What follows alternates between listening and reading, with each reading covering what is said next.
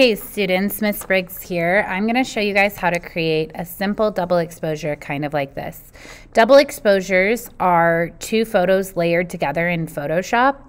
And so you'll be able to see both photos at the same time, and they should work together to make a really interesting composition. So for this double exposure, I chose two separate photos. I chose this one as well as this one.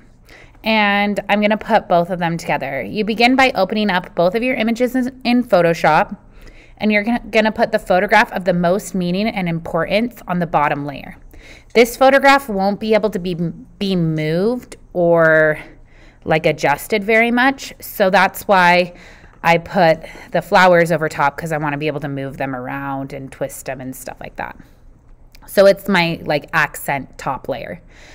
The first thing we're going to do is we're going to go to our move tool, which is in the top left corner, and we are going to grab our photo, grab it, drag it up, linger, bring it in, and drop. You guys have all done that before. Now we can reposition things. We can press Command T or Control T to resize it. We can make it bigger. We could keep it small if we wanted to. I'm actually going to make it a little smaller because I want more of the flowers showing on her. So I'm going to keep it like right there. And you press Enter to place it. Right now we can see that there's just one picture on top of the other. If you look over at the layers, you can see the top layer and the bottom layer. So what we're going to do now is we press Shift and plus, Shift plus, and you keep pressing plus to look through some blending modes. So Shift plus and watch what happens. I can go through and look through all different blending modes. I really like that one. So that one is called Lighten. Look over at the layers panel and you'll see the blending mode is right here. I like Lighten and Screen. And you can go to the minus to go back and forth. Ooh, I also like Lighter Color. So we can look through all these different options. Okay, I'm going to go back. I want to do it to Lighter Color right here. I kind of like the way that the hair still peeks through right here. And this isn't my final product, obviously, because there's like this massive line right there, which I hate. So we're going to use the eraser tool. The eraser tool is over on the left. And there's multiple different types of eraser tool. Just click on the regular eraser tool. You can see our brush is super, super tiny right now. So we're going to make it bigger by clicking on our brackets, or you can go up here and choose the size. Okay. So I'm going to make it a little bigger. Probably right about there. My hardness, I'm going to make it nice and soft so that it doesn't blend, it doesn't erase like a circle like this. We don't want that. Command Z to do that. Undo that. And then I'm going to make it like 15% hardness. And then I'm actually going to also reduce the opacity on the brush so that it doesn't erase the image all the way, but just super lightly. And I actually feel like it's still too strong, so I'm going to make it a little softer. I'm going to go in and start to erase any areas. I'm just clicking. I don't want that line there. I know that. The other thing I can do to blend this out is I could change the opacity on my layer like that, just ever so slightly. I like that a lot. And then I'm going to go erase.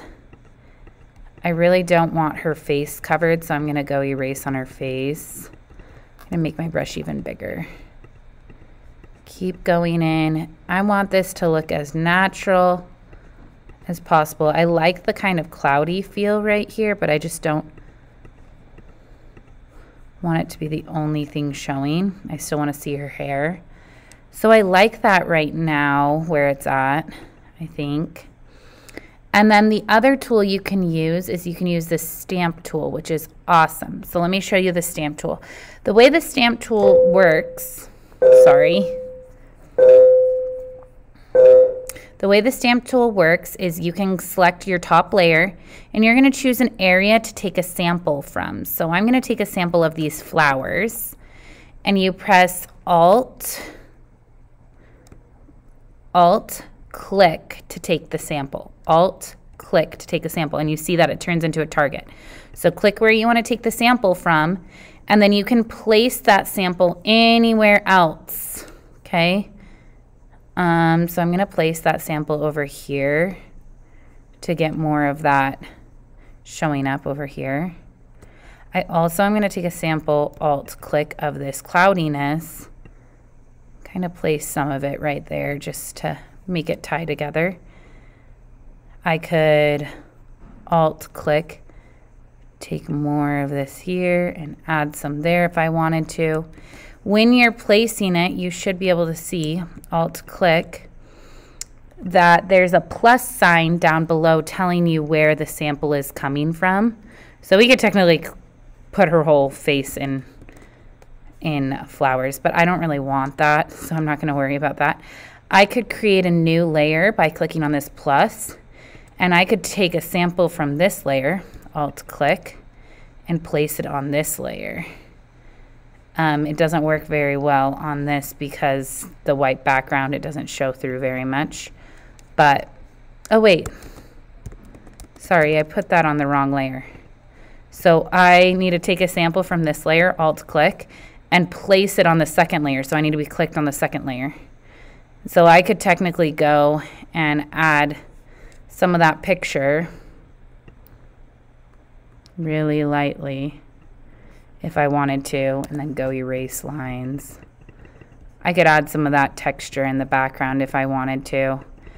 I don't really like that for this photo, but you can kind of go around and play with it. So that's the basic way of creating your double exposure. Pretty much the main thing you need to know is that Shift plus button to merge the two photos together, the eraser tool to blend them, and the stamp tool to clone things so that it looks more cohesive. When you're done, you're going to save it. So you have to go to File, Save a Copy, Save on your computer, and go choose your student folder, this PC in your student folder. Make sure you're saving it as a JPEG, double exposure practice. There you go. And that's how you create your first practice.